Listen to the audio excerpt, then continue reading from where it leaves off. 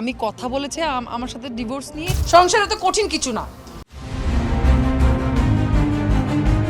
মাত্র 2 বছরের মাথায় ভেঙে গেল সংসার। কি এমন হলো মৌসুমী হামিদের জীবনে সংসার এত কঠিন কিছু না। আমরা ভাবি মনে হয় সংসার অনেক কঠিন। যে হঠাৎ বিচ্ছেদের পথে হাঁটছেন তিনি? বাংলা শোবিজের আলোচিত নাম মৌসুমী হামিদ। 2024 সালের জানুয়ারিতে বেশ ঘটা করে বিয়ে করেছিলেন লেখক নাট্যকার আবু সাইদ রানাকে। পরিবার ও ভালোবাসার সম্মতিতে শুরু হয়েছিল তাদের নতুন জীবন। ডিভোর্স তো আসলে শুধুমাত্র আমাদের শিল্পীদের মধ্যে ডিভোর্স হয় এমন তো না। কিন্তু সেই সম্পর্ক টিকল না খুব বেশি দিন। জানা গেছে গত বছরের নভেম্বর থেকে তারা আলাদা থাকছেন। ইতিমধ্যে ডিভোর্স লেটার পাঠানো হয়েছে। এই বিষয়ে মৌসুমী খুব সংক্ষিপ্তভাবে বলেছেন, যা শুনেছেন ঠিক শুনেছেন, এর বেশি কিছু বলার মতো মানসিক অবস্থায় আমি নেই।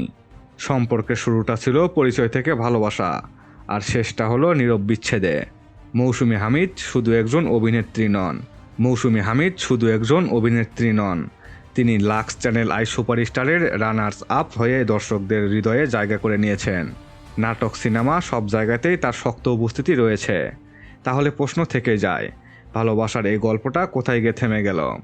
দর্শক, এই নিয়ে আপনাদের মূল্যবান মতামতটুকু কমেন্ট বক্সে কমেন্ট করতে ভুলবেন না।